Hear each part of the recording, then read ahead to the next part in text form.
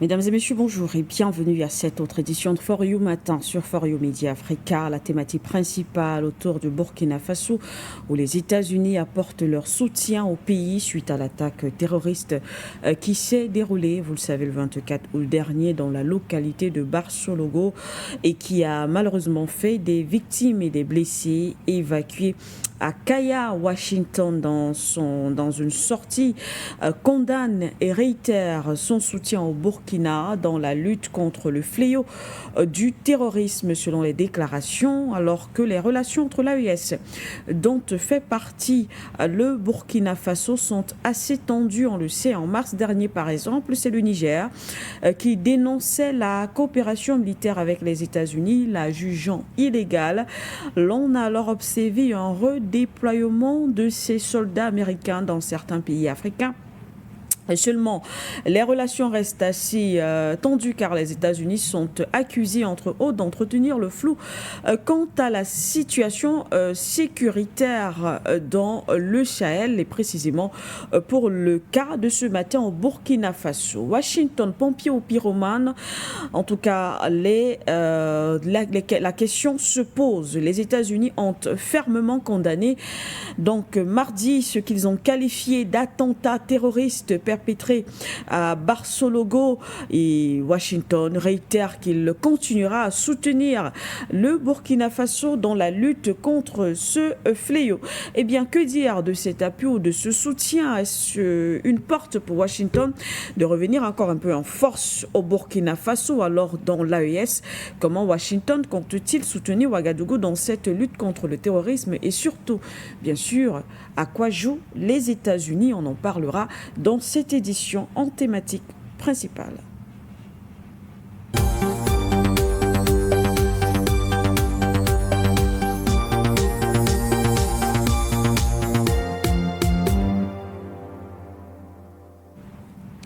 Mesdames et messieurs, merci une fois de plus d'être là encore ce matin. Vous regardez For You Matin, votre programme de la matinale. Et bien, comme d'habitude, on va d'abord faire une pause en ce qui concerne un sujet, du moins dans le cadre d'une thématique d'accueil.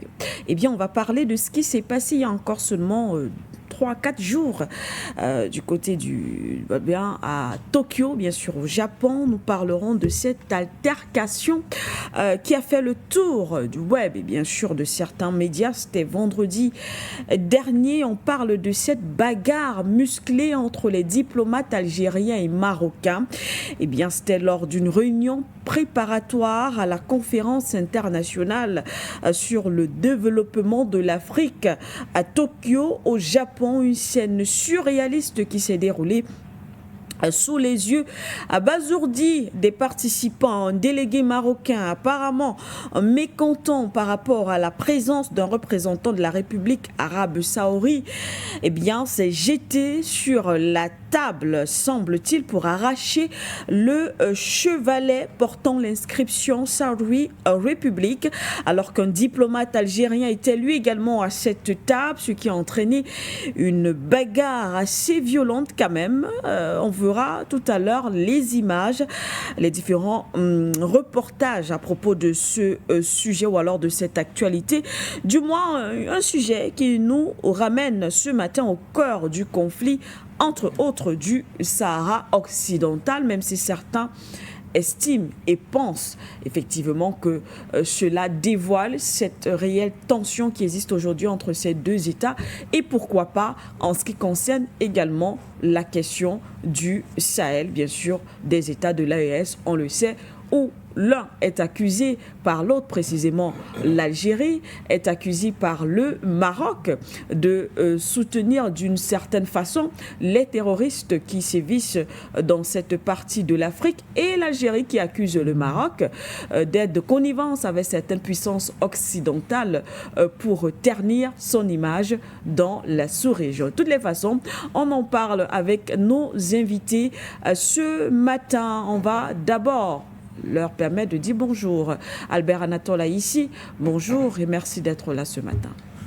Bonjour Madame Siké, je dis bonjour à mes co-panélistes que vous présenterez après moi. Je salue les techniciens sans oublier le management grâce à qui, n'est-ce pas, nous avons cette tribune matinale d'éveil, surtout d'information. Je salue l'Afrique, je salue le monde, je salue spécialement ce matin les Africains de Mayotte, sans oublier, n'est-ce pas, ceux de Nouvelle-Calédonie. Ce sont nos frères, leur combat est le nôtre. Madame Siké nous revient que depuis 2022, le gouvernement malien a introduit au Conseil de sécurité de l'ONU une requête qui accusait la France, n'est-ce pas, de violer non seulement son espace aérien, mais surtout de mener des activités clandestines et de soutenir des terroristes qui attaquent régulièrement le Mali. Depuis 2022, nous sommes rendus à 2024, c'est-à-dire pratiquement 2 ans après, c'était en août 2022. Nous sommes rendus pratiquement à la fin du mois d'août 2024. Cette requête est restée dans les tiroirs. Eh bien, il nous revient ce matin que l'Union européenne, je veux dire les représentants de l'Union européenne à l'ONU, n'est-ce pas, s'opposent à ce que cette requête soit discutée dans le cadre, n'est-ce pas, de cette instance qui se veut juste et équitable, pas de l'ONU. Alors, ce qui questionne donc la sincérité, je veux dire la pertinence de cette institution internationale qu'on appelle l'ONU, si elle n'a pas vocation à pouvoir jouer à la fois le rôle qu'est le sien, mais surtout d'être le véritable régulateur, le tribunal, n'est-ce pas, des États membres. Parce que nous avons le sentiment que dans un contexte de basculement géopolitique, l'ONU, comme nous l'avons toujours dit dans le cadre de cette tribune, ne veut pas se renouveler, ne veut pas se réformer, veut justement être au service de certaines puissances, et par procuration notamment la France. Dans tous les cas, nous comprenons que la place, n'est-ce pas, de l'Afrique dans cette instance internationale est inutile. Merci pour l'invitation. Merci à vous. Merci de nous informer également par rapport à cette actualité. Je pense qu'elle mérite aussi d'être débattue, pourquoi pas, dans les toutes prochaines éditions. Henri Atongana, vous êtes aussi avec nous ce matin. Merci beaucoup d'être là. Bonjour, monsieur.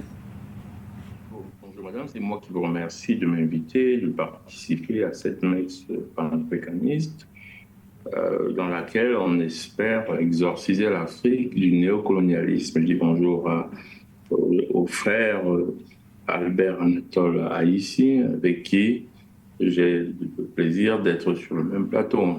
Je vous remercie. Je dis bonjour à tous les téléspectateurs qui nous encouragent à être là pendant ce moment solennel. Encore une fois, je vous remercie de m'avoir invité sur Foyo Média Afrique. Eh bien, voilà, donc le décor est planté, chers téléspectateurs. Inutile également de vous rappeler que vous pourrez, bien sûr, à un moment donné, participer aussi à cette émission, car nous ouvrons le standard pour vous permettre d'appeler, de commenter, analyser la thématique ou poser vos questions à nos invités sur le plateau. Alors, je vous propose ces extraits en ce qui concerne notre thématique d'accueil pour nous permettre de planter le décor, ce qui s'est réellement passé de ce côté-là. En tout cas, selon ces différents reportages, nos invités pourront en débattre selon eux, en tout cas, leurs analyses. Alors, on va prendre ces extraits, ensuite on revient sur le plateau. Grave et énième dérapage du Marsden. Et cette fois-ci, c'était lors des travaux de la réunion préparatoire du sommet Union africaine-Japon qui se tient à Tokyo. Ces attaques sauvages n'étaient pas simplement une réaction individuelle d'un membre de la délégation marocaine, mais reflètent plutôt son échec dans la mission qui semble lui avoir été confiée, notamment après avoir proféré des insultes à l'encontre de l'ambassadeur sahraoui et des diplomates africains qui se sont interposés pour le protéger. Ce qui s'est passé a révélé l'échec du régime d'occupation marocain à empêcher la délégation sahraoui de participer au sommet de la TICAD, et ce après que l'État hôte a respecté la volonté de l'Union africaine qui refuse toute forme d'exclusion de ses membres dans de telles réunions.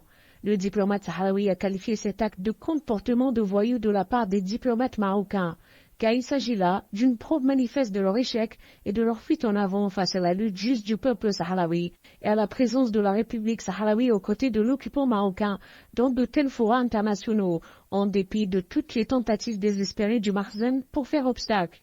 Pour les Sahraouis, ce n'est pas la première fois que les diplomates marocains enfreignent les us et les protocoles diplomatiques. Il ne s'agit pas du premier incident du genre. Depuis des années, le Makhzen tente d'empêcher la participation de la République arabe sahraouie démocratique dans les réunions de la TICAD. Un énième geste qui ne peut être qualifié qu'un geste de désespoir.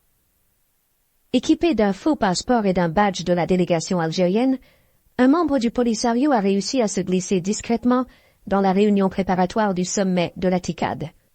Démasqué par la délégation marocaine et désavoué par la présidence japonaise, la délégation algérienne est allée jusqu'à agresser physiquement un représentant marocain qui avait dénoncé ces méthodes comparables à celles des organisations mafieuses.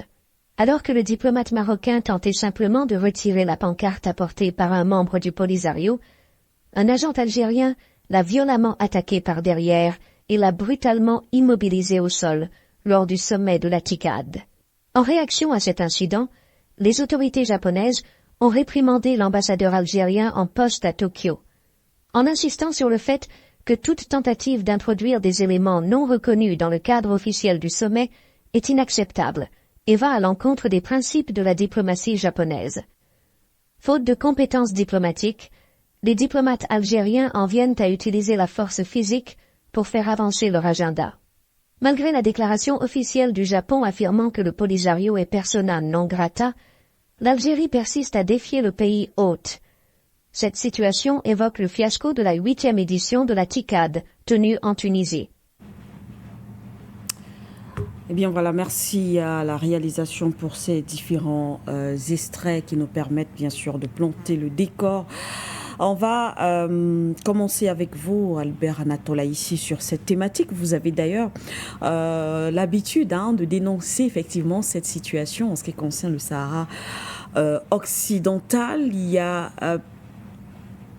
on en parle, bien sûr. On sait qu'il y a encore quelques semaines, la France prenait bien sûr position en faveur du plan d'autonomie marocain sur la question du Sahara occidental. Une décision qui s'ajoute également à une série d'événements qui ont renforcé les rivalités régionales, notamment le rétablissement aussi des relations diplomatiques entre le Maroc et Israël. C'était en 2020, en échange de la reconnaissance par les États-Unis de la souveraineté marocaine sur le Sahara occidental, tel que l'on nous l'avait bien sûr présenté. Albert Anatola, ici, votre commentaire à propos. Revenons d'abord sur ces images. Oui. Avant d'aller en profondeur dans la thématique, pour indiquer que nous avons, quand j'observe ces images, j'ai le sentiment que la sécurité n'a pas joué, le service d'ordre, en tout cas, n'a pas joué son rôle. Son rôle. Lorsque vous organisez un sommet aussi important et qui va regrouper d'importantes personnalités, il y a le minimum qui doit être fait en ce qui concerne la sécurité d'une telle rencontre. Je crois qu'il y a eu une sorte de légèreté dans l'organisation d'un tel sommet. Et en plus, je vois dans la salle une plaque qui indique clairement qu'il y avait un officiel de la République arabe sahraoui démocratique qui était invité. Tout à fait. Ça veut dire qu'il était dans l'agenda de cette rencontre. Et je pense qu'ils sont parfaitement bien informés, les Japonais, de la situation assez tendue que nous observons de ce côté-là, entre l'Algérie, la République arabe sahraoui démocratique et le Maroc. Et le Maroc, Et je pense que c'était une très mauvaise idée d'inviter à cette rencontre, des officiels, entre guillemets, d'une république qui n'a pas encore d'autonomie, qui est encore une république non autonome du point de vue du droit international. Une certaine légalité internationale. Oui. Voilà. Puisque la plupart des voyants que nous observons de ce côté-là indiquent clairement qu'il s'agit d'un territoire qui est sous l'autonomie n'est-ce pas, du Maroc. Du Maroc, c'est-à-dire en quelque sorte une colonie marocaine. Je pense que ça nous renvoie à une autre chose, ces images, c'est que quelquefois nous avons affaire soit à des enfants en costume, quelquefois qui roulent carrosse, mais qui dans la tête n'ont pas véritablement l'étoffe, j'ai envie de dire, du recul qu'il faut. Lorsque vous vous retrouvez dans un milieu où il faut quand même faire preuve, n'est-ce pas, de pondération et de respect d'abord de soi, mais surtout du pays que vous représentez. Là, il s'agit clairement des diplomates. Tout et là, à fait. c'est quand même Tout à fait. assez étonnant. Nous avons l'habitude de voir et d'observer les empoignades entre les députés dans, soit en Afrique du Sud ou ailleurs. Là-bas, ça peut se passer que très souvent, les débats autour de telle ou telle loi, ça peut être très passionnant pour en venir aux mains. Mais là, il s'agit des diplomates qui, par essence, devraient être très pondérés et avoir du recul nécessaire pour justement éviter les passions ou les émotions de prendre le dessus. Comme je l'ai dit, quand je dis cela, je pense qu'on ne va pas, on n'est pas à la dernière, on ne va pas assister là à la dernière altercation. Non, j'ai envie de dire à le dernier affrontement, la dernière confrontation entre l'Algérie et le Maroc, oui. Sur le, n'est-ce pas, le Sahara occidental. De notre posture de panafricaniste, nous l'avons dit sur ce plateau qu'au XXIe siècle, oui, il est inacceptable que certains États comme la France, Israël ou encore le Maroc, qui est soutenu à la fois par la France, l'Union européenne et les États-Unis, continuent à avoir, n'est-ce pas, des colonies. C'est absolument inacceptable. Et si, il vous souvient également qu'en 2016, non, bien avant 2016, le Maroc avait claqué la porte de l'Union africaine parce que justement l'Union africaine avait justement soutenu l'autonomisation, le droit à l'autonomisation, n'est-ce pas, des peuples arabes sahraouis. Oui. Alors ce qui a valu donc au Maroc de claquer la porte de l'Union africaine, qu'il a finalement rejoint il y a moins de 4 ans. Nous pensons que c'est une question qui doit être examinée en profondeur, non seulement par les instances internationales comme l'ONU, si ça peut encore servir à quelque chose, mais puisqu'il s'agit d'une querelle africaine, ça devrait être géré dans pas l'institution continentale qui s'appelle l'Union africaine. Malheureusement, comme l'ONU, l'Union africaine est également absente dans les grands conflits, dans les grandes questions, dans les grands enjeux. Et ce qui fait que nous assistons donc à ces genres d'images que nous venons d'observer à Mondovision. C'est-à-dire, et en plus, je sors par là, pourquoi est-ce qu'on doit aller discuter à Tokyo les questions qui concernent l'avenir du continent africain? C'est vrai que c'est aussi une autre interrogation parce que plusieurs pays africains étaient effectivement présents. Pourquoi est-ce que c'est toujours ailleurs qu'on discute des questions qui concernent l'avenir de l'Afrique? Oui. Un peu comme le sommet Sino, n'est-ce pas, le forum Sino africain qui se tient à partir de la semaine prochaine du côté de Pékin. Pourquoi c'est toujours ailleurs qu'il faut aller discuter, parler des questions qui engagent l'avenir du continent africain? Ça démontre tout simplement que, une fois de plus, les Africains, certains États africains se prennent toujours comme étant ces pays-là qui doivent être assistés par les autres. Un continent qui est le déversoir des ordres, des puissances internationales, des puissances économiques, des puissances politiques. Donc le déversoir, en quelque sorte, c'est un continent, il faut venir commercer, et non un continent qui est capable, n'est-ce pas, d'avoir une économie de production. C'est ça le problème. C'est-à-dire, pour certains dirigeants africains, le continent africain, c'est un continent où on ne connaît que l'économie, non pas de production, mais de consommation. Et là, c'est également un problème important qui mérite, de mon point de vue, un débat sérieux. C'est-à-dire qu'à l'extérieur du continent africain, on organise plusieurs sommets qui questionnent ou bien qui impliquent notre destinée, le destinée des peuples africains. Je voudrais, une fois de plus, dire qu'il est important que ce soit les instances africaines, les instances internationales comme l'ONU, ou même les instances, n'est-ce pas, arabes, s'approprient effectivement cette question de la République, n'est-ce pas, je veux dire des territoires, Ça, oui. n'est-ce pas, du Sahara occidental, Oui. parce que ça risque de créer un véritable conflit au nord du continent africain. Et c'est pas ce dont n'est-ce pas, le continent africain a besoin en ce moment, c'est-à-dire un conflit afro-africain et qui sera comme d'habitude alimenté de l'extérieur. Vous voyez, vous constatez qu'après plusieurs réserves, vous avez certaines puissances étrangères qui s'invitent dans ce conflit pour soutenir tel ou tel autre camp. Tout à fait. En violation de ce qui constitue, justement, j'ai envie de dire, le code de conduite des États membres de l'ONU, c'est-à-dire le respect du droit international. Merci à vous, Albert Anatole, ici pour ces explications. Je poursuis avec vous, Monsieur Henri Atongana, à la suite de Monsieur Aïssi. À côté de cela, on le sait, il y a la question effectivement en ce qui concerne le Sahara occidental, puisque les images, en tout cas, parlent d'elles-mêmes. Il s'agit entre autres du moins cette bagarre a déclenché par rapport à la présence, semble-t-il, d'un représentant, d'un diplomate de cette partie du territoire. Mais on sait également qu'il y a...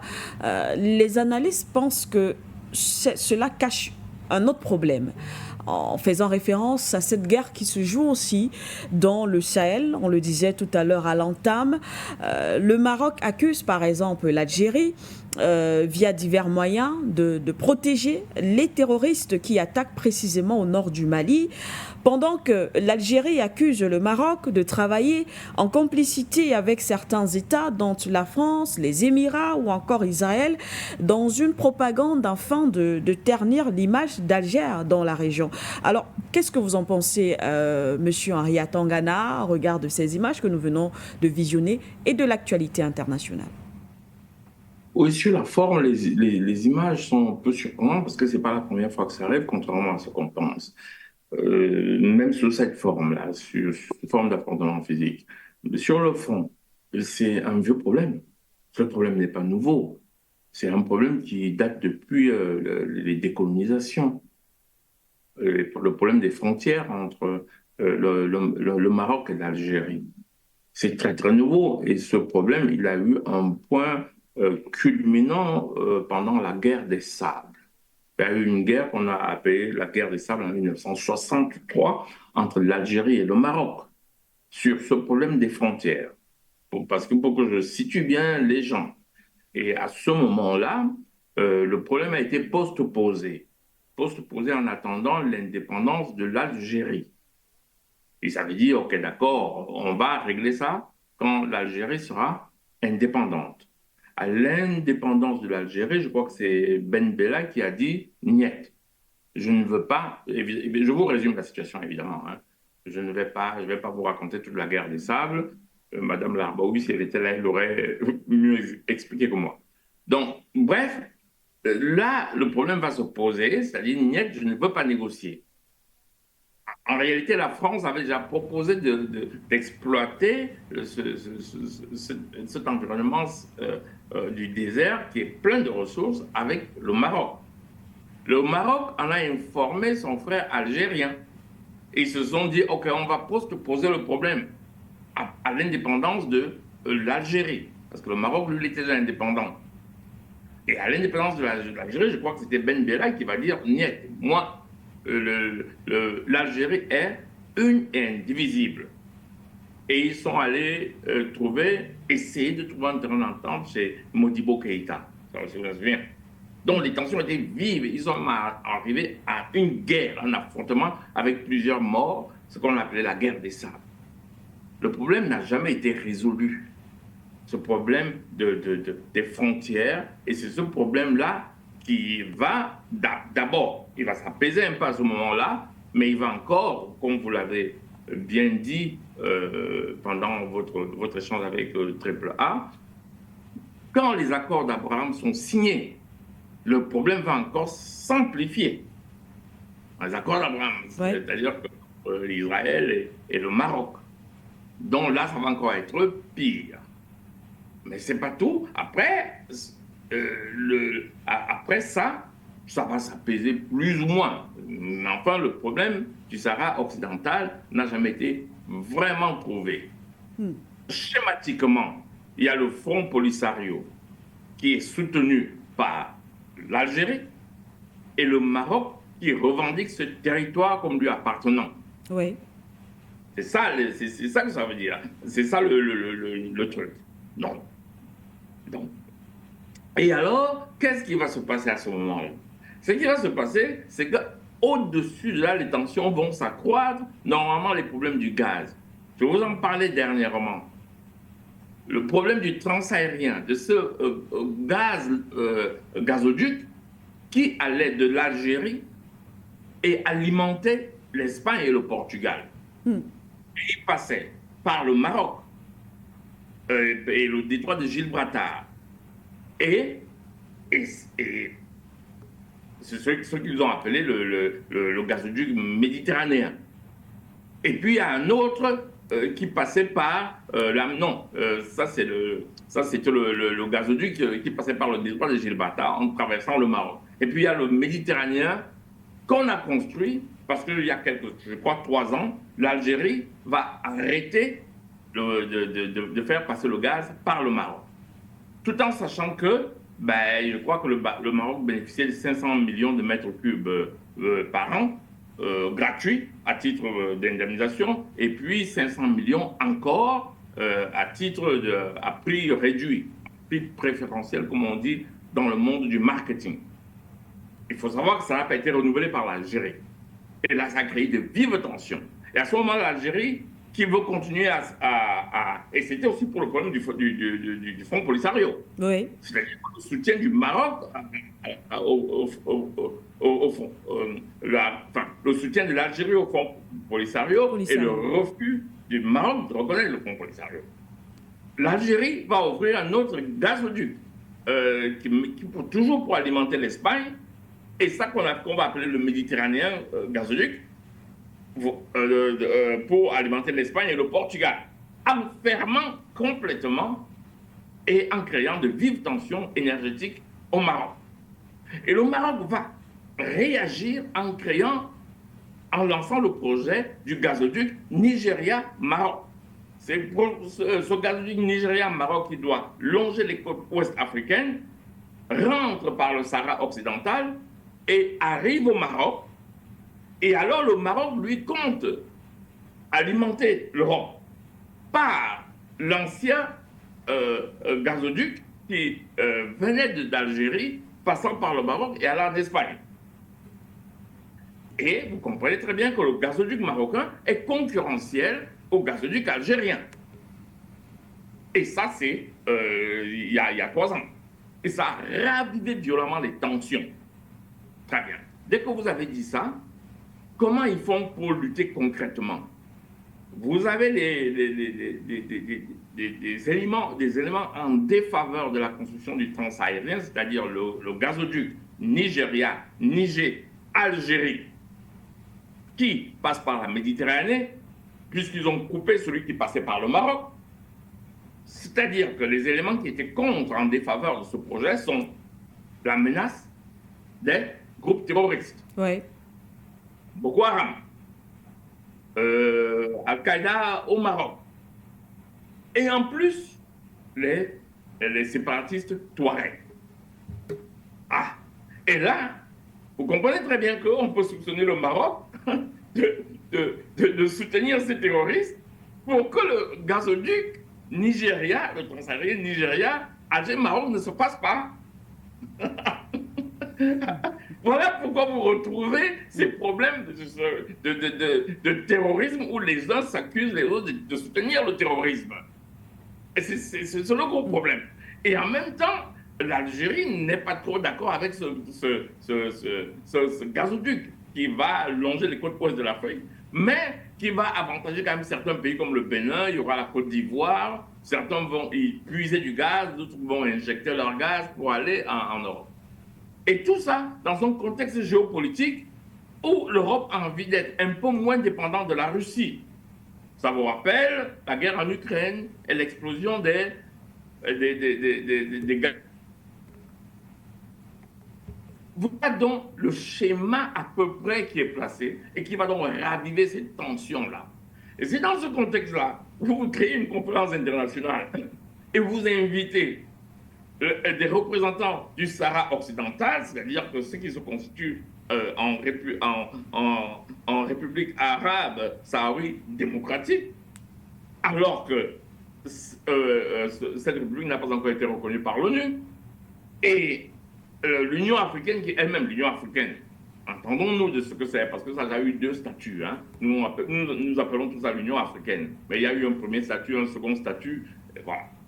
Et que vous les invitez, alors qu'on ne comprend pas très bien comment l'Union africaine fonctionne. L'Union africaine a reconnu un pays, mais l'ONU ne l'a pas encore reconnu. Alors, c'est quoi le rôle de l'Union africaine? Soit on laisse à l'Union africaine la possibilité de gérer le problème, auquel cas l'Union africaine gère le problème, boucle le problème et présente des conclusions à l'ONU. L'ONU valide, soit alors on dit que le problème doit se régler à l'ONU. Mais le désordre auquel on assiste là, le désordre selon lequel c'est reconnu par l'Union africaine, mais pas reconnu par l'ONU. Certains pays reconnaissent, d'autres pas. Certains invitent dans des conférences, d'autres pas. À ce qu'il se passe actuellement là. Voilà. C'est cette tension géopolitique mondiale, parce que c'est la tension géopolitique mondiale en matière d'approvisionnement d'énergie de l'Europe, parce que c'est de ça qu'il s'agit, l'approvisionnement de l'énergie de l'Europe, les pays européens qui veulent, il faut savoir que l'Algérie était le 3e fournisseur de gaz de l'Europe. La Russie était le 2e. Le premier fournisseur, je crois, c'est un pays slave, j'ai oublié le nom de mémoire. Voilà. Et c'est dans ce contexte alors que cet incident va arriver. Donc pour bien l'analyser, pour bien comprendre les violentes tensions, il faut comprendre tout cet aspect géopolitique et géoénergétique. Mais on peut quand même remarquer que le diplomate algérien, les diplomates, en tout cas algériens et marocains, n'avaient pas besoin, et l'Arabie saoudite n'avait pas besoin d'en arriver aux mains pour résoudre ce genre de problème. Parce que ça ne mène nulle part, cette bagarre qu'ils nous ont montrée. En tout cas, moi, je ne pense pas que ça va pas résoudre le problème. Mais le problème est vieux. Le problème est très vieux, ce problème des frontières entre l'Algérie et le Maroc, qui est devenu le problème du Sahara occidental. C'est un très vieux problème, et sur lequel il sera très difficile de trouver des solutions, surtout quand en réalité, au début du problème, l'énergie qu'il y a dans ce milieu, on ne le disait pas. On ne disait pas qu'on se bat pour l'énergie, mais on le cachait. On avait juste l'impression que c'était un problème du contrôle d'un territoire. Et comme d'habitude, ça cachait un gros problème économico-financier. Je sors par là. Merci beaucoup. Ça cachait un gros problème économico-financier. L'autre interrogation, peut-être pour sortir là-dessus, est-ce qu'on peut finalement, M. Atongana l'a dit, ce n'est pas un problème qui date d'aujourd'hui, cela fait plusieurs années. On n'arrive vraisemblablement pas à trouver une solution. On a l'impression que d'autres événements s'ajoutent à cette guéguerre entre l'Algérie et le Maroc. Albert Anatola ici, est-ce qu'il y a une solution miracle aujourd'hui pour résoudre ce problème? On a l'impression que l'Union africaine est, je ne vais pas dire incapable, mais n'arrive pas à trouver une solution pour gérer ce conflit entre ces deux États. Qu'est-ce qu'il faut, selon vous, pour régler ce problème? Écoutez, tout à l'heure, M. Atangana a convoqué la problématique des frontières coloniales. Hein? Oui, parce qu'il faut quand même indiquer que c'était la République arabe sahraoui démocratique, c'est une ancienne colonie espagnole. D'accord. Qui a été vendue par l'Espagne au Maroc à l'époque, sur le premier roi, je crois, du Maroc. Et puis, ce territoire fait l'objet justement de conflits, de querelles, comme on vient d'assister. Je crois que c'est, comme j'ai l'habitude de le dire, les problèmes africains doivent être gérés et réglés par les Africains. Par les Africains. Parce que lorsque les Européens ou les Occidentaux ont leurs problèmes, ils n'ont jamais appelé, ils n'ont jamais appelé ni les Arabes, ni les Noirs, ni les Asiatiques. Ils s'assoient pour régler leurs problèmes, leurs contradictions. Il ne faut jamais donc penser que cette question de la République arabe sahélo-démocratique va être réglée. Et pas du territoire du Sahara occidental, ça va être réglé par d'autres personnes que les mêmes peuples. Parce qu'il s'agit des mêmes peuples. Donc, il faut, de notre point de vue, une pression diplomatique. Okay. Il faut une pression diplomatique, mais cette pression diplomatique ne peut être que le fait de l'Union africaine. Okay. Malheureusement, l'Union africaine est occupée à d'autres choses qui ne sont pas intéressantes pour le continent africain ni pour les Africains. Ça, c'est d'un de deux. Je voudrais revenir un peu spécifiquement au cas de l'Algérie, dont la réaction a été un peu excessive, c'est ce qu'apprécie. Cette semaine, une fois de plus, l'Algérie s'est illustrée par des attitudes anti-diplomatiques, notamment du côté du Conseil de sécurité, au niveau de l'ONU. C'est-à-dire que le représentant permanent de l'Algérie du côté de l'ONU a carrément envoyé des rafales, entre guillemets, au gouvernement malien en l'accusant d'utiliser les armées privées qui ne peuvent pas être contrôlables, qui ne contrôlent pas. C'est la raison pour laquelle il y a eu ces exactions des terroristes du côté du nord du Mali. Est-ce que, de mon point de vue, est-ce que le Conseil de sécurité de l'ONU est l'instance appropriée pour parler d'une question qui concerne le Mali? Quand on sait que actuellement le Mali est en bisbille, c'est une digression, est en bisbille diplomatique, que ce soit avec la France, que ce soit avec l'Union européenne, sur ces questions fondamentales. Est-ce que, de notre point de vue, cette instance était appropriée pour ce diplomate algérien pour en parler? Admettons même qu'il s'agisse de cela. Admettons que ce soit vrai, mais vous pensez que devant, du moins, au sein des Nations Unies, ce n'est pas une question qui doit être discutée? Non, je pense que c'est en ce qui concerne le Mali d'ailleurs. D'abord, le prétexte est mal choisi.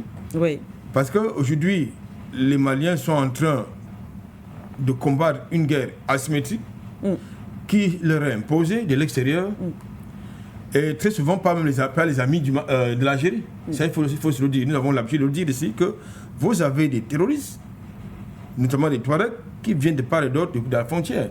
Et qui, lorsqu'ils sont pourchassés du côté du Mali, traversent la frontière, ils vont vers du côté, n'est-ce pas, du territoire algérien. Il ne s'agit pas d'un complot, il ne s'agit pas des choses que nous inventons, c'est une réalité sur le terrain. Donc, pour revenir donc à l'attitude de l'Algérie, je la trouve un peu paradoxale. Il y a des questions sur lesquelles on peut être d'accord avec l'Algérie, quand il s'agit très souvent des questions de souveraineté.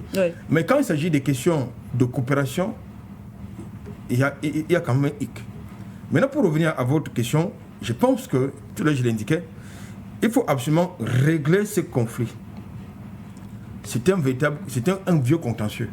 Il faut régler ce contentieux comme à l'africaine, c'est-à-dire sur la Bapala.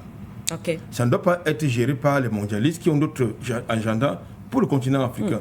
Et il me semble que, malheureusement, vous avez des clivages du côté du Maroc, tant du côté du Maroc que du côté de l'Algérie.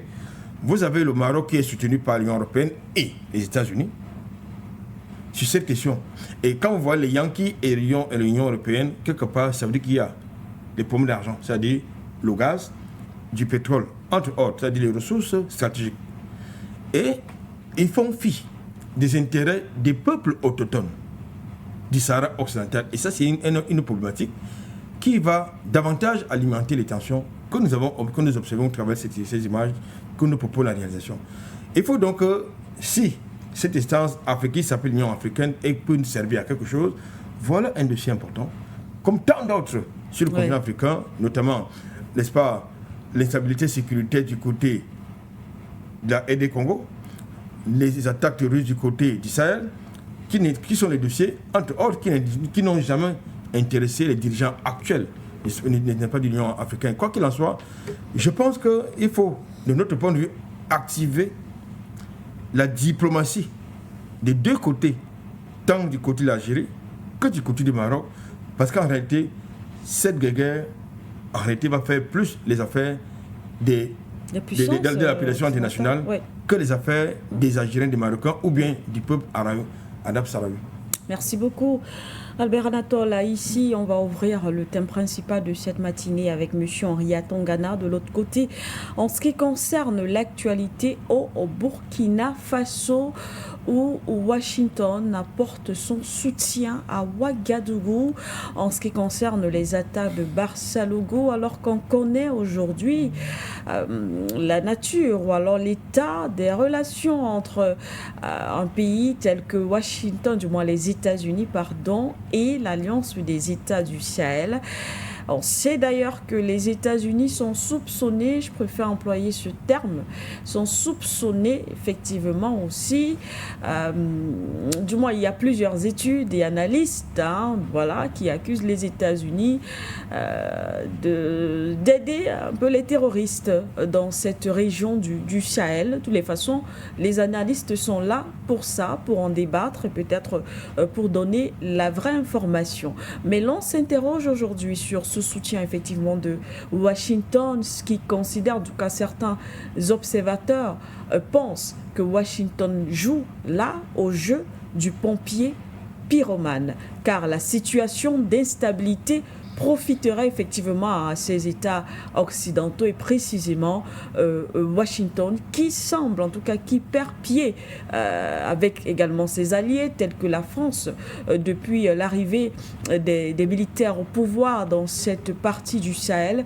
Ils perdent donc pied effectivement de ce côté-là. Alors, Monsieur Henri Atongana, comment est-ce que vous interpréter cette aide, ce soutien qui a été envoyé par Washington et qui a d'ailleurs précisé qu'ils seront toujours là, voilà, aux côtés, je paraphrase, aux côtés du Burkina Faso pour lutter contre le terrorisme. Oui, c'est pas celui qui croit en ce qu'il dit, mon ami, c'est-à-dire qu'il a peut-être des leçons d'histoire. Et là, dépend de ses intérêts. Et pas tout seul. On se souvient que De Gaulle avait dit que les États n'ont pas d'amis, mais les États ont les intérêts. Parce que vous savez que certains États africains, paraît-il, ils se passaient le mot.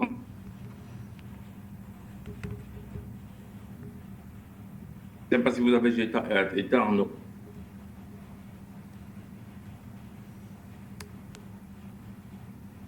Monsieur Atongana. Alors, des petits soucis, il y a de communication avec Monsieur Atongana. On espère que cela va être très très vite rétabli. On est obligé de revenir ici sur le plateau. D'accord. Monsieur Atongana, on vous retrouve. Merci à la réalisation. On réessaye, Monsieur Atongana. Ok, d'accord. Bon, j'étais en train de dire que celui qui connaît les Américains sait très bien que leur parole, elle vaut ce qu'elle vaut, c'est-à-dire pas beaucoup. Pas seulement les Américains, d'ailleurs, le général de Gaulle disait que les États n'ont pas d'amis, mais des intérêts. D'où ça vient? Qui lui a dit qu'on voulait des amis? Parce qu'il y a une rumeur qui court dans les milieux occidentaux, impérialistes, que l'Africain, il faut l'appeler mon ami. Je ne sais pas si vous me recevez encore. Oui, Monsieur Atongana.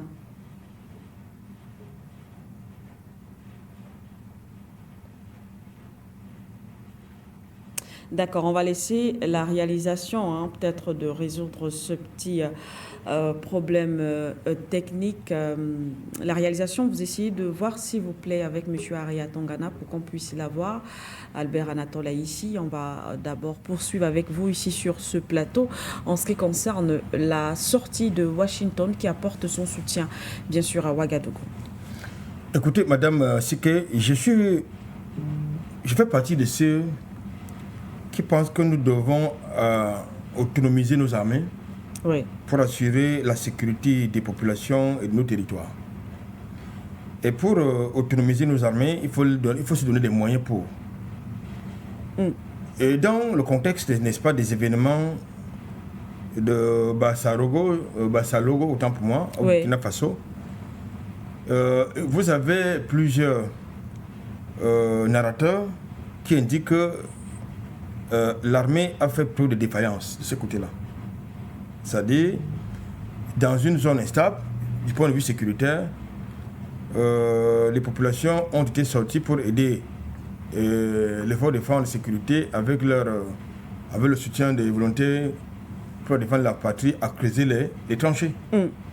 Et c'est dans le contexte n'est-ce pas, de cette activité que sont survenus dans les attaques, n'est-ce pas, des terroristes. Et en plus, il y a eu beaucoup de temps qui a été pris pour l'arrivée des renforts. Ouais. Et en plus, beaucoup de personnes auraient pu être sauvées si les secours étaient arrivés un peu plus tôt. Il y a donc justement, vous avez donc une partie de la population de la société civile, je veux dire, qui s'offusque de cela et comment à demander des comptes au gouvernement d'une manière générale. Ça veut donc dire qu'en réalité, si on avait pris un certain nombre de dispositions du point de vue stratégique, certainement on n'aurait jamais connu un tel massacre. Comme je vous l'indiquais, je fais partie de ceux qui ne sont pas toujours très partants de l'intervention des forces étrangères sur le territoire. Oui. Pour revenir à votre question, là, les États-Unis sont en train de jouer les opportunistes. Ils sont en train de jouer les opportunistes, n'est-ce pas? Parce qu'ils ont été au Sahel, notamment au Niger. Je pense que le Niger, comme par exemple le Mali ou le Tchad, ont constamment été victimes d'attaques terroristes. Alors que justement, il y avait la présence des forces américaines de ce côté-là, qui avaient tout le dispositif inimaginable ou imaginable, c'est-à-dire les satellites, un renseignement apparemment assez conséquent et les drones de surveillance, entre autres. Mais comment les terroristes faisaient-ils pour mener leurs activités criminelles? Donc, de ce point de vue, j'ai des doutes que l'armée américaine, qui s'est redéployée du côté de la Côte d'Ivoire et qui veut se redéployer du côté du Tchad, serve à quelque chose de manière objective. Ça, il faut se le dire clairement. Je ne pense pas que l'armée américaine pourrait être utile pour aider l'un des États de la Confédération, n'est-ce pas, à lutter efficacement contre le terrorisme. Régulièrement, vous avez des attaques dans la zone des attaques terroristes dans la zone des 3 frontières. Vous avez pourtant les Américains qui ne sont pas loin et qui, prétendument, apportent le soutien en termes de renseignement, n'est-ce pas, au pays de l'AES. Mais constamment, vous avez les attaques. Alors, qu'est-ce qui peut donc expliquer qu'en dépit de ce arsenal de renseignements, vous continuez à avoir des attaques? Ça veut dire ça veut aussi donc supposer que ça peut subordonner qu'il y a des connivences. Il y a des connivences entre les Américains et les terroristes. Absolument. Je pense que dans le contexte qui est celui j'ai envie de dire, de redéploiement géopolitique et géostratégique, je crois que pour lutter efficacement contre le terrorisme, il appartient aux États africains de travailler en synergie. Dans le contexte notamment du Cameroun, dans le cadre de la lutte contre Boko Haram, on a vu les résultats. Même s'il y a de temps en temps des incursions des éléments de Boko Haram, que ce soit au nord du Cameroun ou au sud du Nigeria, vous avez une synergie entre le Cameroun, le Tchad et le Nigeria, avec éventuellement le droit de poursuite. C'est-à-dire que s'il y a des terroristes qui veulent s'y réfugier du côté du Mali, du Nigeria ou bien du Tchad, et que l'attaque a commencé en territoire camerounais, le droit de poursuite permet aux militaires à l'armée camerounaise de les poursuivre jusqu'en territoire. Au-delà des frontières camerounaises. C'est comme ça que ce dispositif doit pouvoir être établi. Je pense qu'il faut également activer de manière urgente cet accord de défense qui lie, n'est-ce pas, les 3 pays de l'AES. C'est-à-dire que mobiliser, je crois que ça a été efficace pour libérer, n'est-ce pas, je crois que c'était Kidal, qui était le bastion, n'est-ce pas, des terroristes.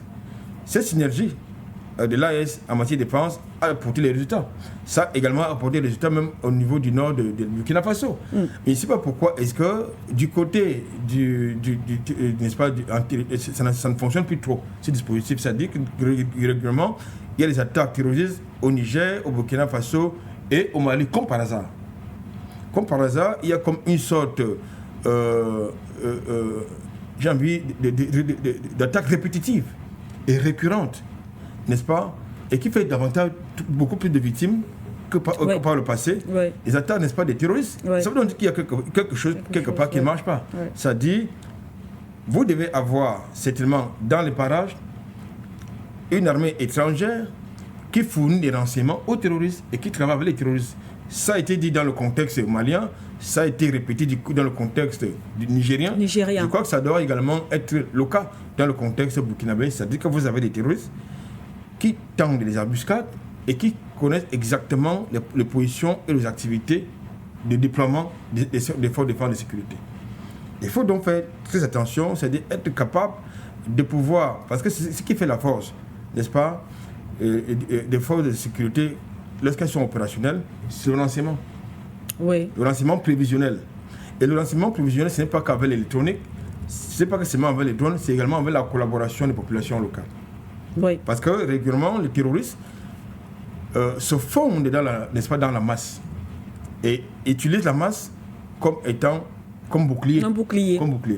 Il faut donc faire attention et il faut donc, je crois, de mon point de vue, que les autorités de l'AS activent véritablement, n'est-ce pas, le levier de la défense collective qu'ils ont, n'est-ce pas, mis en place. Ça, c'est important. S'il faut continuer à compter sur des partenaires douteux et qui n'ont jamais rien apporté de bon dans le cadre de la lutte contre le terrorisme au Sahel ou sur le continent africain, ce serait illusoire.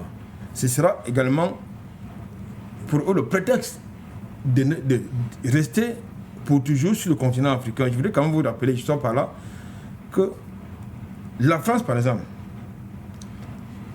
pour se rendre intéressante au niveau des instances internationales, justifie justement ces opérations militaires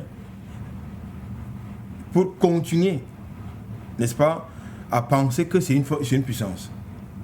En termes simples, ce sont les opérations militaires françaises qui lui donnent de la visibilité au niveau des instances internationales. La diplomatie française sur le continent africain est de moins en moins visible. Maintenant, pour rester intéressant du point de vue diplomatique, il faut donc actionner le levier militaire. Et c'est la même chose des États-Unis. C'est la même chose de la plupart des pays de l'Union européenne. C'est-à-dire que pour continuer à être intéressant au niveau des instances internationales, il faut justifier, il faut activer le levier militaire, des opérations militaires sur le continent africain et ailleurs, bien évidemment. Nous pensons donc que pour éviter cela que nous combattons tous les jours, c'est-à-dire la présence des forces étrangères sur le sol africain, il faut mettre en place des armées, justement, qui sont outillées qui sont professionnelles et qui surtout, ils ont le matériel nécessaire parce qu'une armée n'a de sens que lorsqu'elle a le matériel qu'il faut. Merci beaucoup Albert Anatole Aichi. On va essayer de retrouver M. Henri Atangana. Je pense que la situation a été réglée, le problème a été réglé. Monsieur Atangana, vous remettiez effectivement aussi en doute cet appel ou alors ce soutien des États-Unis en ce qui concerne la lutte contre le terrorisme dans le Sahel et précisément au Burkina Faso. Votre commentaire à propos de cette sortie? Oui, j'étais justement en train d'expliquer que compter sur les États-Unis en matière de lutte contre le terrorisme ou en matière de quoi que ce soit est une illusion. Et on devrait déjà s'y habituer. On devrait s'habituer. Les États-Unis fonctionnent en fonction de leurs intérêts. Donc, quand les bases militaires américaines, ou quelles qu'elles soient étrangères, sur un territoire, ce n'est jamais pour défendre ce pays-là.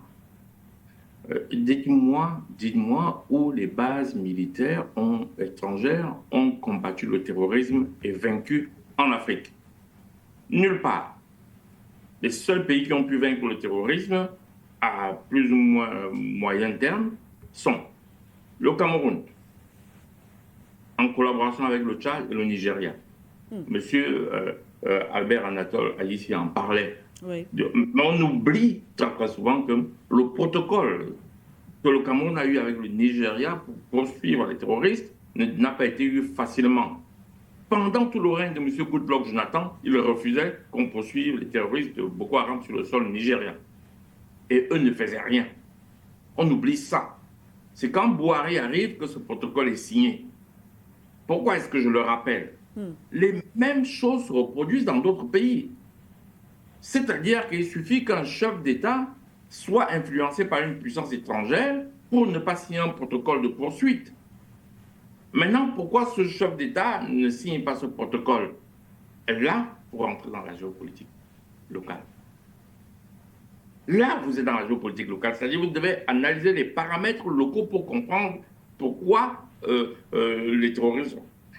La deuxième chose, revenons dans le cas du Burkina Faso. Qu'est-ce qui va se passer? Il va se passer qu'on va demander aux populations de creuser des tranchées pour se protéger. Oui. Et c'est à ce moment précis que les populations sont attaquées. Ça veut dire qu'il y a eu un renseignement. Oui. Ça veut dire qu'on a bien informé les terroristes que les populations creusaient des tranchées.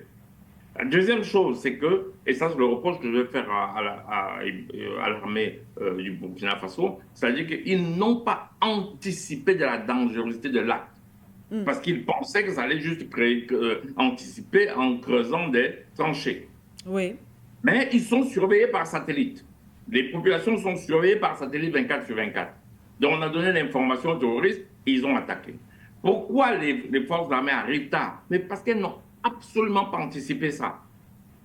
C'est-à-dire qu'elles n'ont pas pris en compte la dangerosité de l'acte. Donc, ont été pris de revers.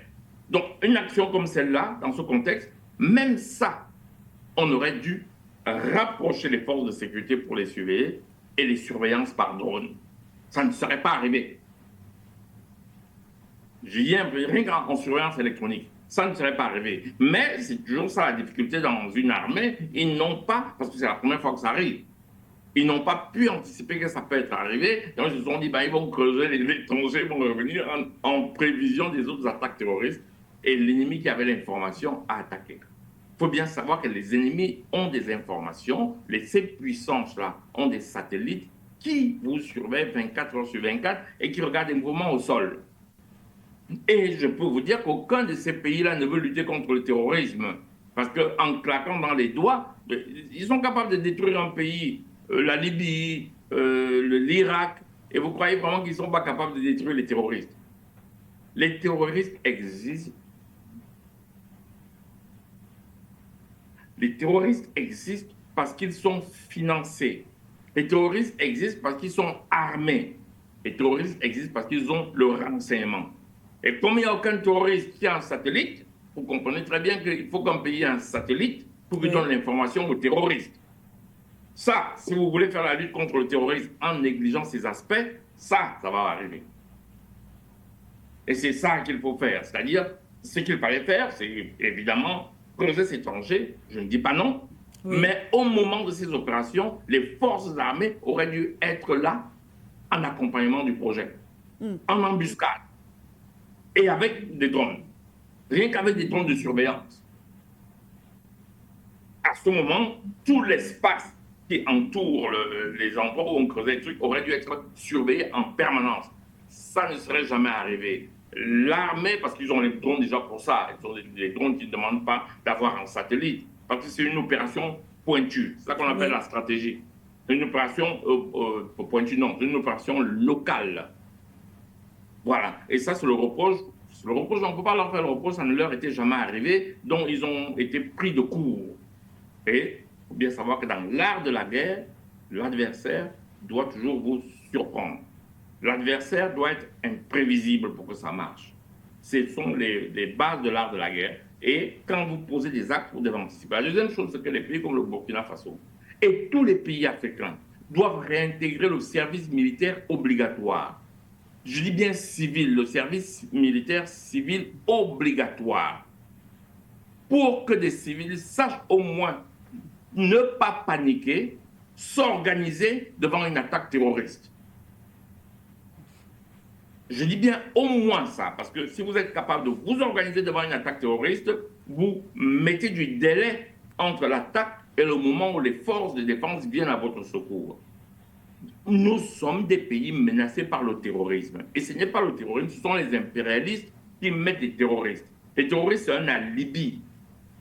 C'est l'extermination par proxy.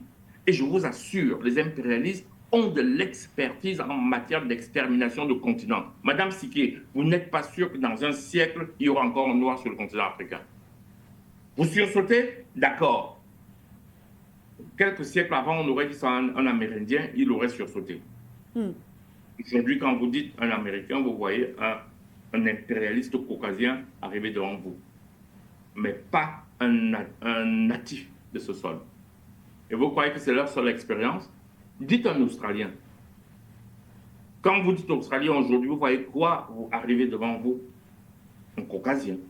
Les aborigènes n'existent plus. Et vous croyez que c'est terminé? Mais allez au Canada. Quand vous dites un Canadien, vous voyez un Indien du Canada? Il n'existe plus. Quand on dit un Canadien aujourd'hui, vous voyez un Caucasien arriver. Enfin, je dis Caucasien, non. De type caucasien, c'est eux qui ont appelé ces types-là, les types caucasiens. Parce que c'est plus complexe que ça. On pourra en parler. Parce que les Caucasiens, c'est des Slaves. Eux aussi ont été victimes de l'esclavage. Je l'ai expliqué ici sur le plateau de façon brève. D'ailleurs, j'ai entendu quelqu'un reprendre des explications sur un autre plateau panafricaniste. Enfin, c'est bien, ça veut dire que les messages passent. Bon, je ne vais pas m'attarder dessus, ça nous prendrait le temps, ce n'est pas le sujet principal. Mais ça permet de bien expliquer aux gens quand nous utilisons des mots, il y a parfois des abus du langage, qu'on assume. Voilà, très bien. Je vous ai cité quelques pays. Et si on n'y prend garde dans quelques siècles, d'ailleurs ils le disent, ils vous disent on va revenir par force. Et ils ont l'expérience d'extermination de continents. Ils ne sont pas à l'heure et c'est comme ça que ça se passe. C'est comme ça qu'ils ont fait avec les Indiens. Ils signaient les accords de paix. Ils fumaient les calumets de la paix.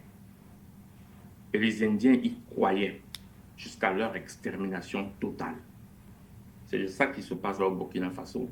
C'est-à-dire que du jour au lendemain, l'Américain vient nous expliquer maintenant qu'il soutient le Burkina Faso contre le terrorisme. Ah, attendez, s'ils soutenaient le Burkina Faso contre le terrorisme, ils auraient donné le renseignement à l'armée du Burkina Faso. Parce qu'ils ont des satellites qui surveillent cet espace 24 sur 24. Ils ont tous les mouvements. Tous, sans exception. Je vous dis, parce que pour avoir travaillé de manière pointue dans le monde de l'électronique, je peux vous dire qu'actuellement, il y a des caméras thermiques qui vous détectent le mouvement d'un homme au sol à 10 km d'altitude dans un avion à wax. Je les ai utilisés. On ne me raconte pas. Je dis bien, 10 km, vous voyez, vous vous déplacez. Il sait. Alors, je vous assure, une masse qui se déplace, c'est facile. Ça se voit tout de suite. Donc, s'ils soutenaient le Burkina Faso, ils auraient dû donner le renseignement au Burkina Faso. Mais si le Burkina Faso a la naïveté de leur dire, donnez-nous le renseignement, c'est le piège qui se fait. Ah, vous voulez que je vous donne le renseignement? Signons des accords. Je veux bien vous donner des renseignements, mais je mets ma base militaire là.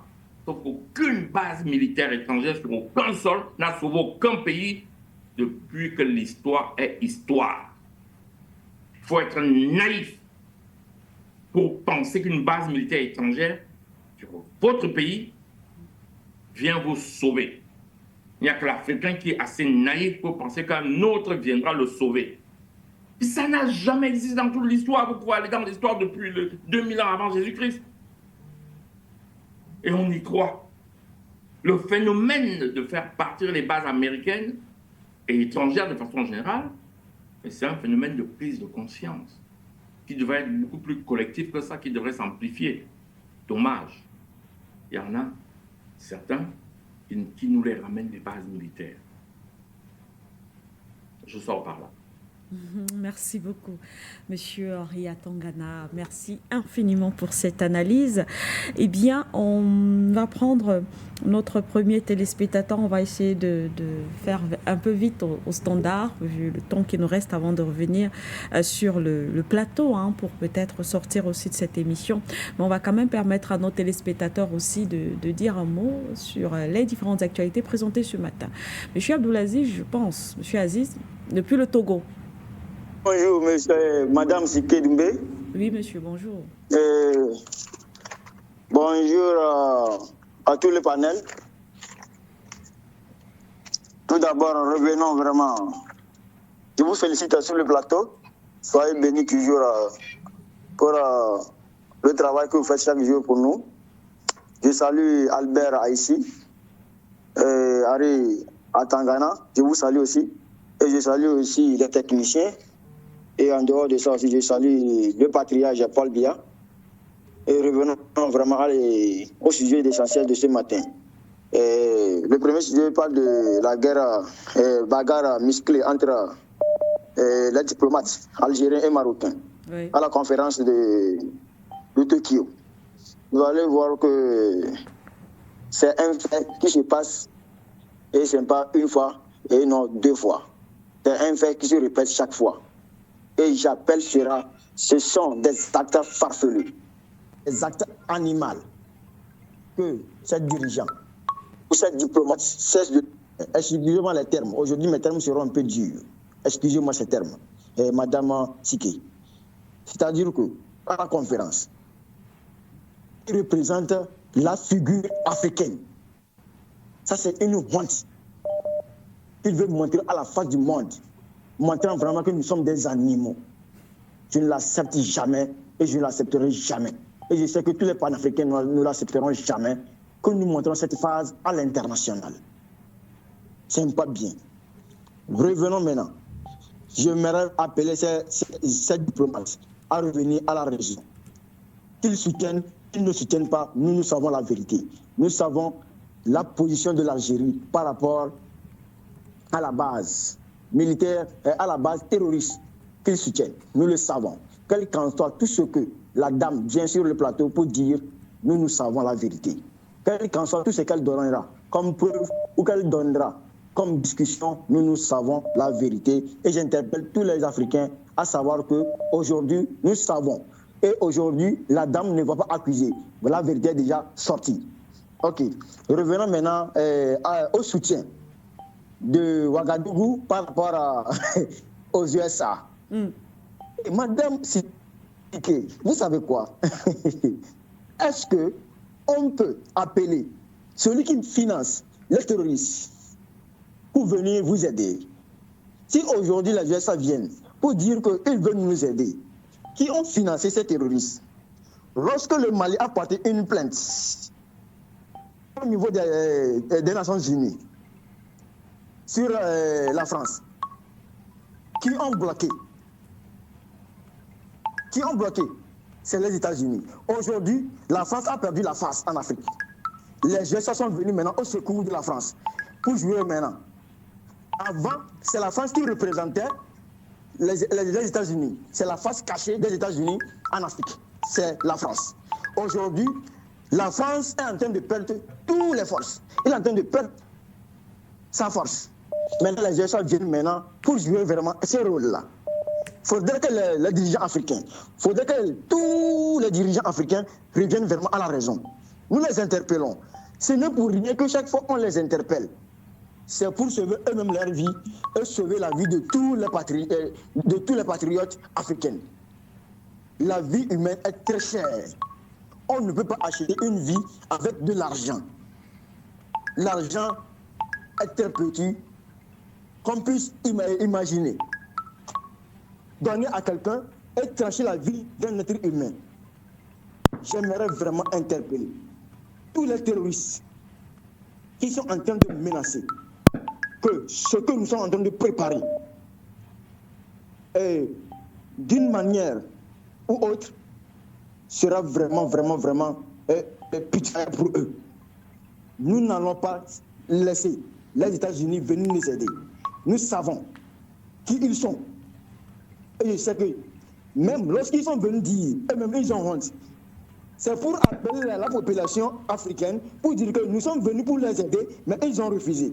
Donc j'interpelle M. Traoré et j'interpelle tous les présidents de l'AES à vraiment durer encore plus, à redonner encore une force à l'armée, parce que ce qui reviendra derrière sera encore très dangereux pour nous. C'est pour cela que les États-Unis sont venus. Maintenant, pour faire ça, mais derrière ça, il y a quelque chose qui est caché. C'est de là que je voulais interpeller tous les dirigeants africains et les panafricains à regarder de loin. Ce n'est pas ça. Ce que nous voyons de près, ce n'est pas ça. Il y a quelque chose qui est caché derrière. Donc j'interpelle tout le monde. Et vraiment, votre vigilance par rapport à tout ce que M. Haïssi est en train de dire sur le plateau, vraiment, je vous félicite. Soyez bénis. Nous sommes toujours avec vous. Le combat continue. L'Afrique en avant. La victoire ou rien.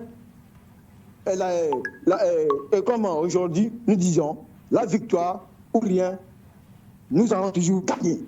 L'Afrique sera toujours gagnant. Merci beaucoup. C'est une agréable journée. On est toujours ensemble. Agréable journée à vous également, Monsieur Abdoulaziz, depuis le Togo, l'Afrique en avant, vous l'avez dit. Merci infiniment de participer à ce combat également, Monsieur Abdoulaziz. On va prendre un autre téléspectateur au standard. Allô?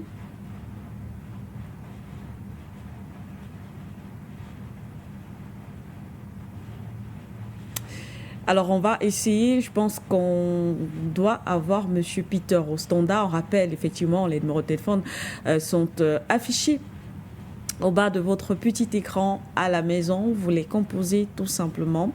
Et ensuite, vous participez soit par appel direct ou appel WhatsApp. Ceux qui nous suivent aussi à travers la 96.3 FM for You Radio, vous pouvez appeler et participer directement, voilà, et commenter l'actualité avec nous. On va donc prendre Monsieur Peter. Allô?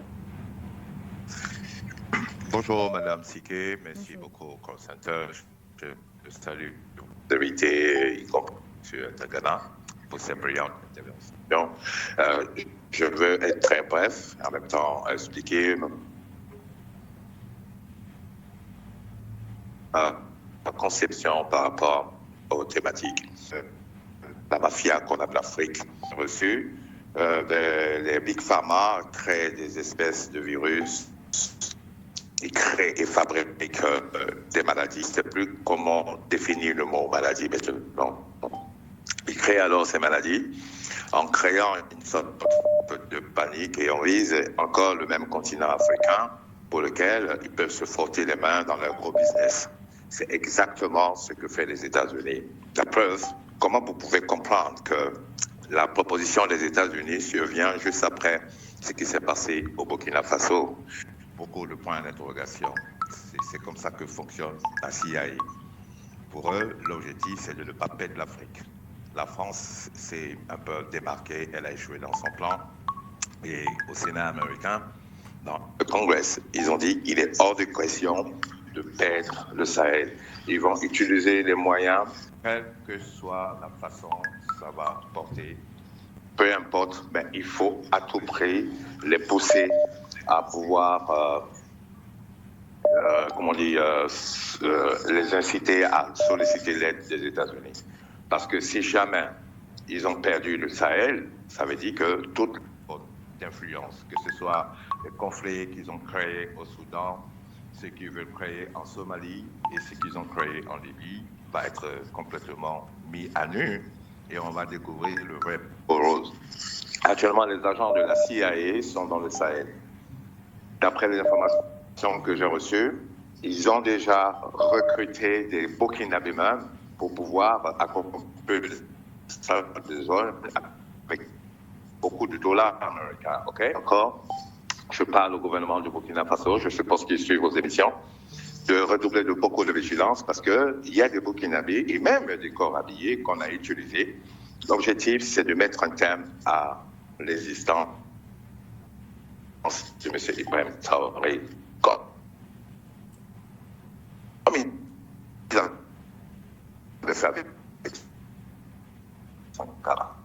Ils ont déjà préparé le nouveau Blaise Compaoré. Donc, pour moi, c'est comme erreur. Donc, c'est là l'accent sur lequel je vais mettre beaucoup, parce que je dis que je compare ça à ce que l'OMS est en train de faire sur le continent africain. On crée un chaos, vous avez peur, vous voyez que vos partenaires actuels ne sont pas efficaces et vous vous dites « why not ?» Alors qu'en réalité, tout ce qu'ils cherchent à faire, c'est de couper la ligne. Et je vous ai dit, parmi les pays de l'AES, c'est le Burkina Faso qui est vide. Puisque c'est la terre de la révolution. Il faut pour ça. Je pense que le programme va échouer parce que le renseignement burkinabé est déjà au courant. Et je sais que les transmissions se font entre les trois États. Et bientôt, vous allez voir qu'on a encore chopé des mercenaires de nationalités différentes dans cette localité et où exercent les terroristes. Je vais m'arrêter ça bientôt. Bye. Merci beaucoup, Monsieur Peter, pour cette intervention et surtout ces informations que vous nous apportez encore ce matin. Merci d'avoir participé, Monsieur Peter. On va prendre Monsieur Kofi en Côte d'Ivoire. Et Monsieur Kofi, bonjour. Oui. Allô? Oui, bonjour, monsieur. Monsieur Kofi, vous m'entendez? Allô? Non, je pense que c'est un autre téléspectateur. Allô? Monsieur, bonjour.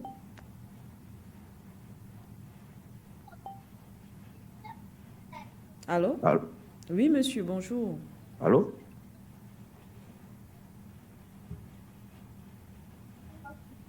Allô? Allô? Monsieur, bonjour. Je ne sais pas si vous m'entendez. Bonjour.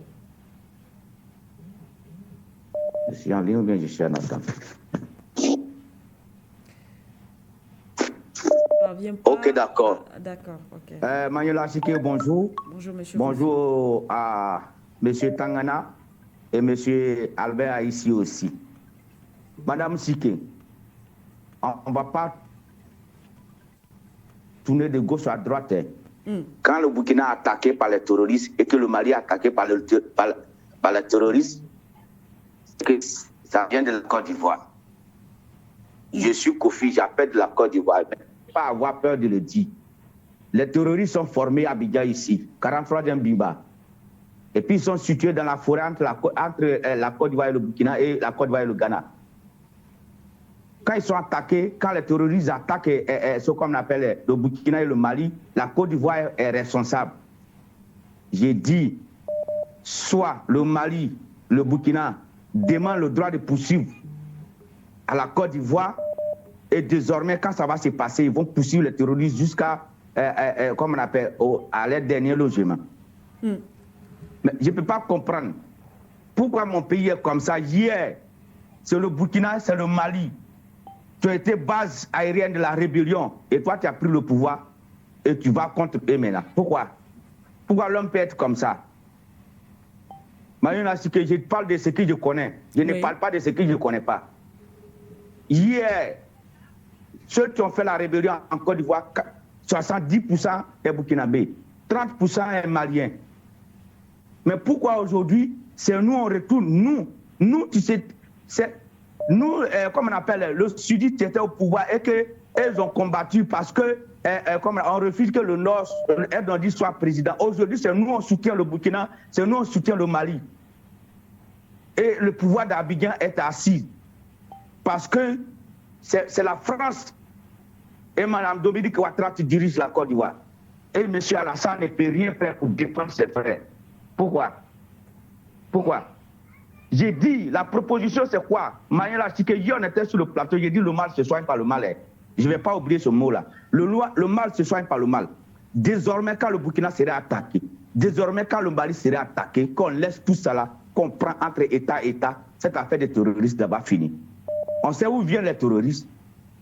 J'ai dit le Burkina et le Mali, ils ont des soutiens en Côte d'Ivoire. Nous sommes 30 millions. Il y a environ 25 millions qui soutiennent la communauté malienne, la communauté burkinabé en Côte d'Ivoire. Et puis il y a 6 millions de Burkinabés en Côte d'Ivoire. Il y a environ 7 millions de Maliens en Côte d'Ivoire. Et puis pas...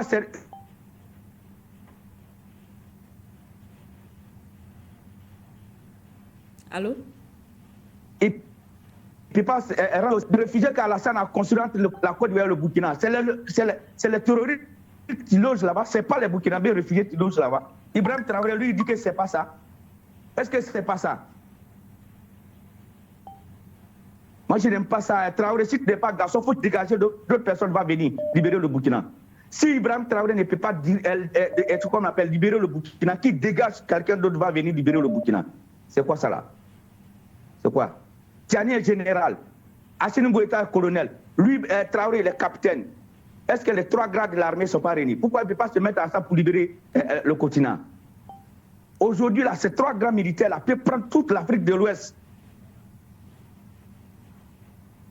La Russie est plus puissante que tout le monde. Elles ont la conscience de la Russie. Pourquoi elle ne peut pas prendre toute l'Afrique de l'Ouest? Pourquoi? Toute l'Afrique de l'Ouest de CEDEAO là. Ce qui compose la CEDEAO là. Pourquoi elle ne peut pas prendre? Ils ont des militants et des soldats. La Côte d'Ivoire a mis les soldats en retraite anticipée et peut recruter tout cela pour libérer le Burkina, pour libérer l'Afrique de l'Ouest. C'est quoi? S'il ne peut pas nous dégager, quelqu'un d'autre va venir prendre le pouvoir. Toujours les terroristes quittent Abidjan pour aller attaquer le Burkina. Ils quittent la Côte d'Ivoire pour aller attaquer le Mali. Et ils sont là, ils ne peuvent rien faire. Pourquoi? J'ai dit, que le mal, ce soit pas le mal. Si la guerre, là, si ça va, les Américains, là, ils sont complices. Ils ne peuvent pas dire qu'ils n'ont pas, les satellites n'ont pas vu les terroristes aller attaquer le Burkina. Les terroristes sont dans les ambassades à Côte d'Ivoire. Pourquoi ils vont signaler au Burkina que les terroristes arrivent? Non, non, ce n'est pas possible. Monsieur Tangana, ce n'est pas possible. Les terroristes sont en Côte d'Ivoire.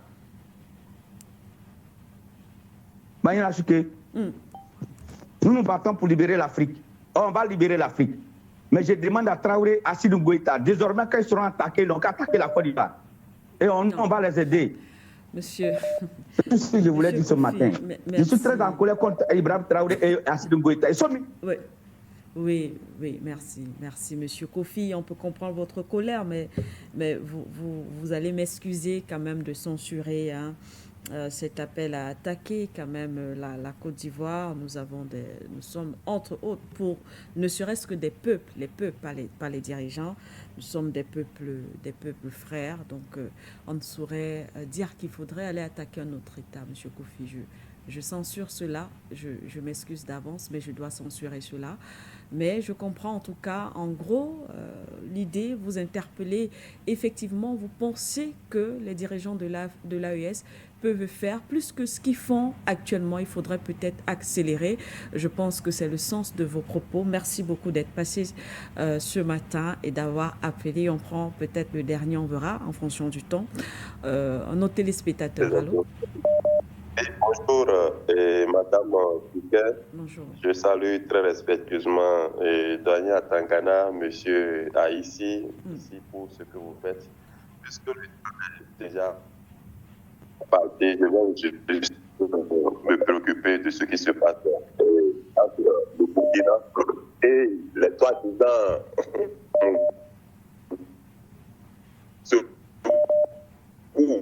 ceux qui viennent soutenir le Burkina. Vous voyez les amis.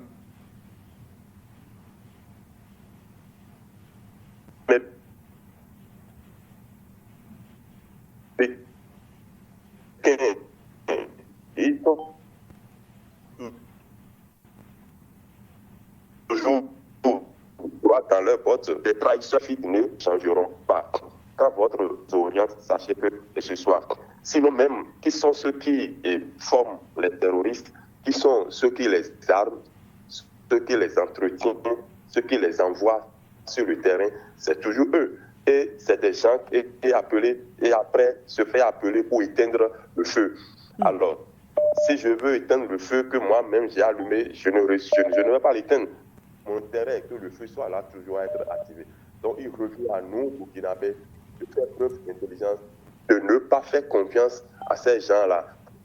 Et donc, on ne peut pas penser que l'Europe pour aider le Burkina. C'est quand le Burkina est en difficulté que eux, ils se sentent. C'est quand la paix là-bas. Donc, ils ne peuvent pas nous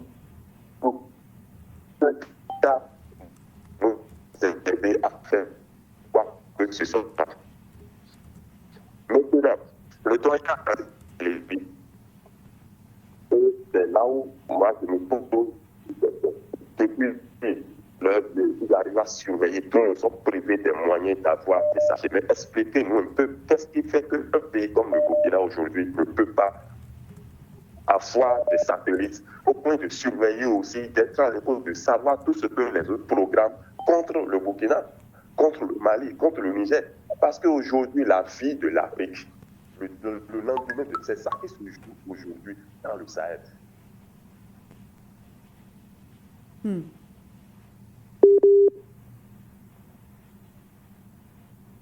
Et jamais le Sahel, vraiment, ce serait important de pouvoir œuvrer pour qu'on peut rendre à des partenaires qui acceptent le partenariat gagnant-gagnant, avoir les moyens pour installer des satellites. Il y a des gens qui ne sont pas en train de nous faire ça, ça veut dire qu'il reste encore à faire.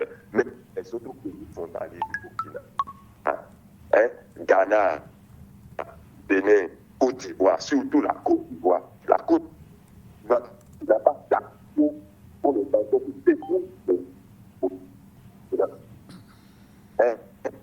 ça là pour des Ivoiriens qui ont marié des Ivoiriens, marié des Maliens, des Nigériens, et ça ne dit rien à ceux qui dirigent la Côte d'Ivoire, n'est-ce pas? Et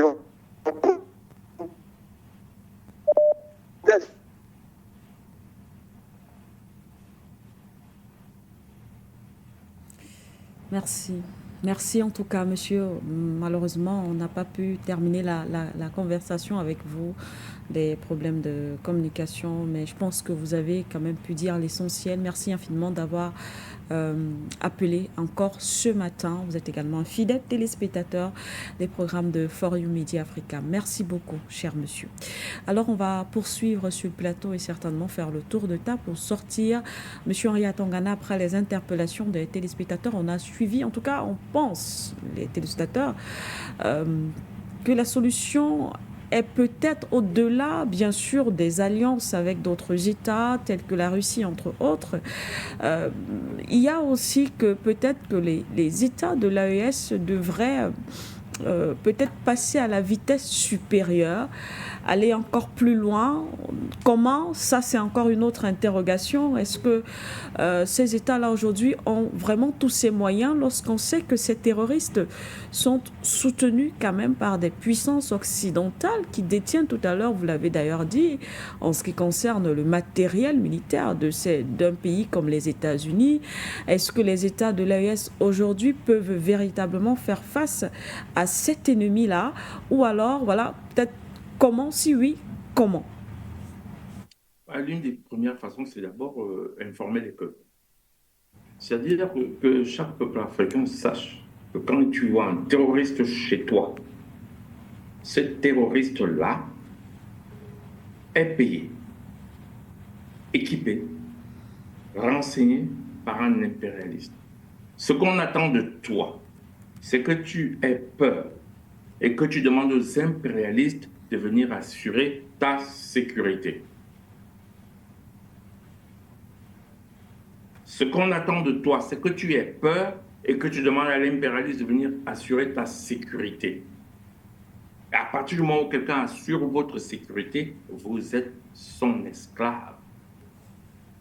Je ne sais pas, c'est un peu comme si vous dites à Francis Ngannou de venir être le garde du corps de votre femme. Si vous le trouvez dans le lit avec votre femme, vous n'allez quand même rien faire. Évidemment, c'est un schéma. C'est un schéma où il n'y a pas d'état de droit. Il faut bien savoir que dans les rapports internationaux, c'est la force. On a essayé de créer un environnement, un état de droit qu'on appelle l'ONU. Cet environnement, état de droit international, a été capté par des impérialistes qui en font ce qu'ils veulent. Donc, à l'international, c'est la jungle, c'est le rapport de force. Vous le lisez souvent, c'est qui est plus fort. C'est-à-dire qu'il n'y a pas d'état de droit dans les rapports internationaux. Très bien. Vous, quand vous voyez un terroriste, ce qu'on attend de vous, c'est que votre État aille se soumettre et qu'il leur demande l'aide des impérialistes. Très bien.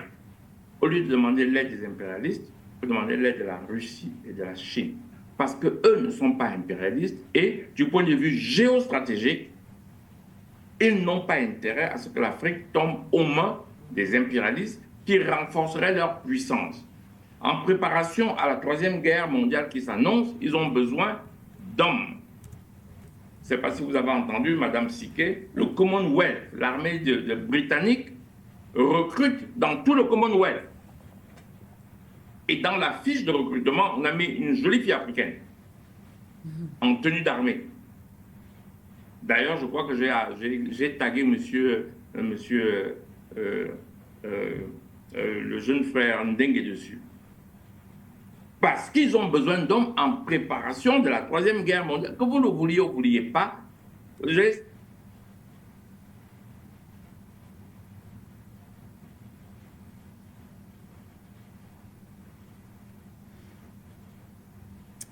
Monsieur Atangana.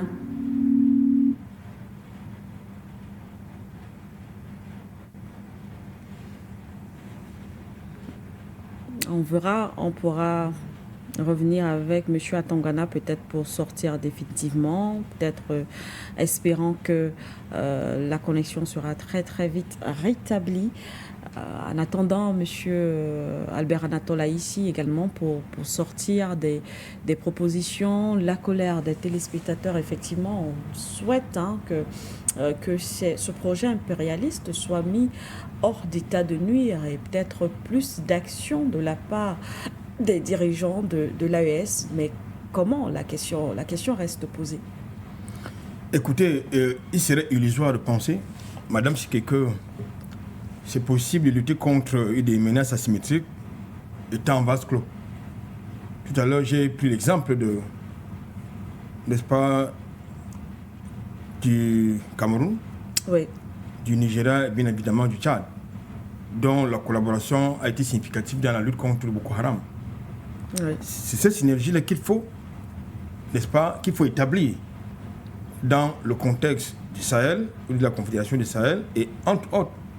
Mais sauf que lorsque vous avez des pays qui hébergent des mercenaires, et qui sont une menace permanente pour les voisins, ça devient compliqué. Dès lors, vous avez la responsabilité, vous avez la triple responsabilité de conscientiser les masses critiques, parce que c'est par là où ça passe également.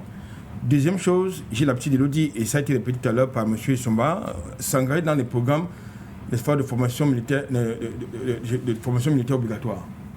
Des exercices militaires obligatoires, je veux dire, il faut absolument implémenter cela, c'est-à-dire le service militaire obligatoire pour les jeunes. Ça a l'avantage non seulement de leur impliquer l'esprit patriotique, mais surtout de leur donner un emploi, parce que aussi là-bas, les terroristes ou les mercenaires recrutent parmi les jeunes qui n'ont pas d'emploi. Tout à fait. Qui n'ont pas d'emploi, qui sont oisifs.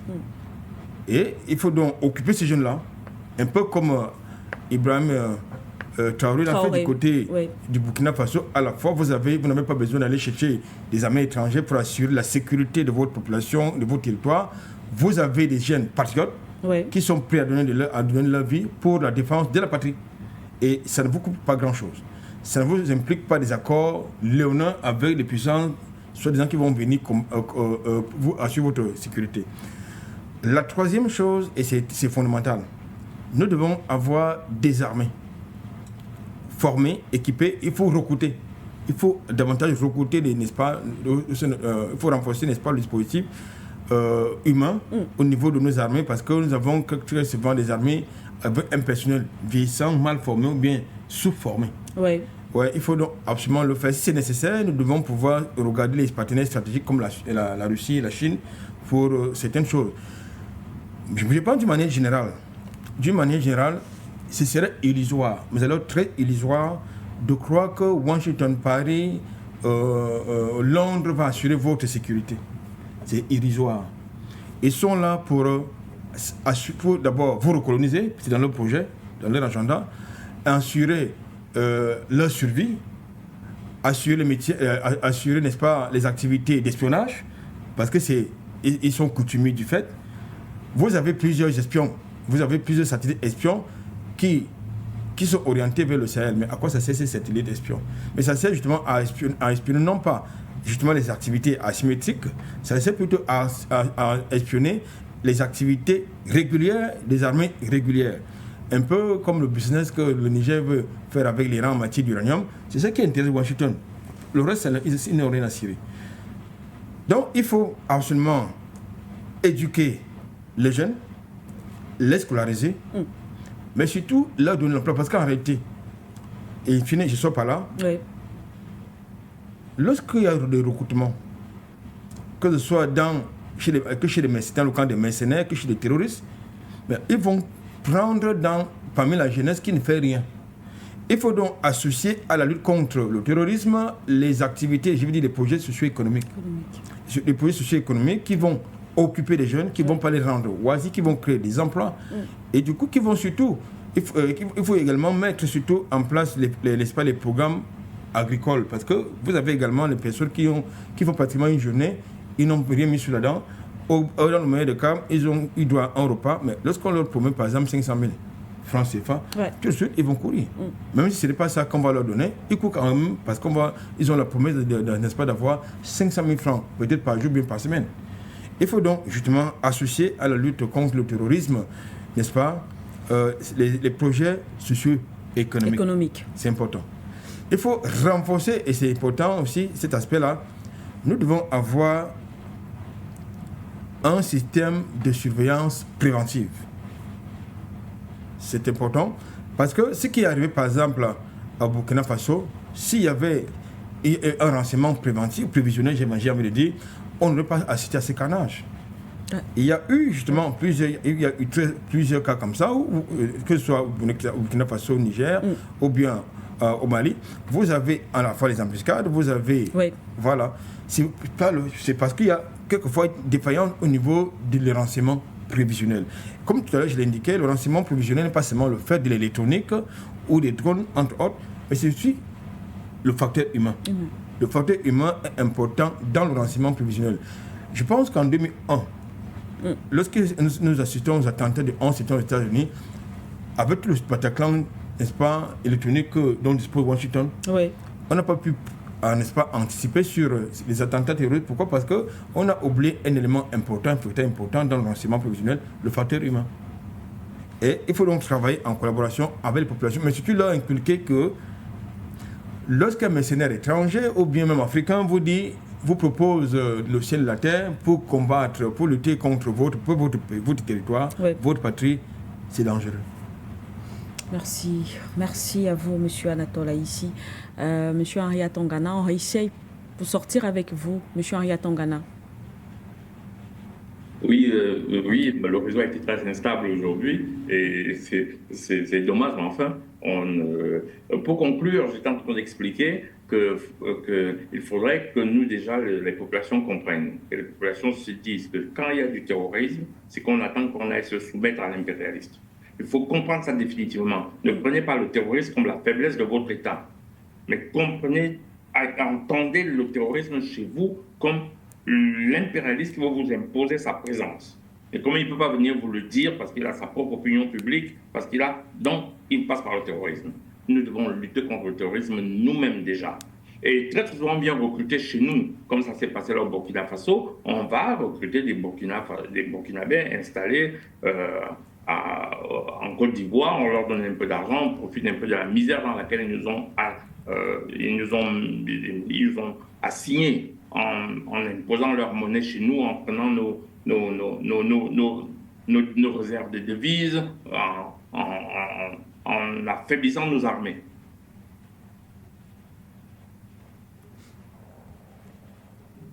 Dans l'armée. Et on doit aider.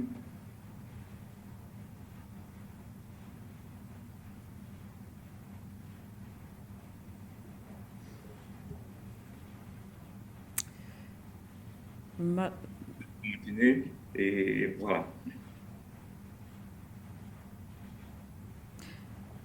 D'accord. Merci beaucoup, Monsieur Atongana. Je pense qu'on n'a pas très bien suivi, malheureusement. La connexion est vraiment très instable ce matin. Mais en tout cas, merci beaucoup, Monsieur Atongana, d'avoir patienté, d'avoir été là malgré cela et d'avoir participé à cette autre édition de For You Matin. Merci infiniment pour cette participation, Monsieur Henri Atongana. Merci aussi à Albert Anatole Aïssi,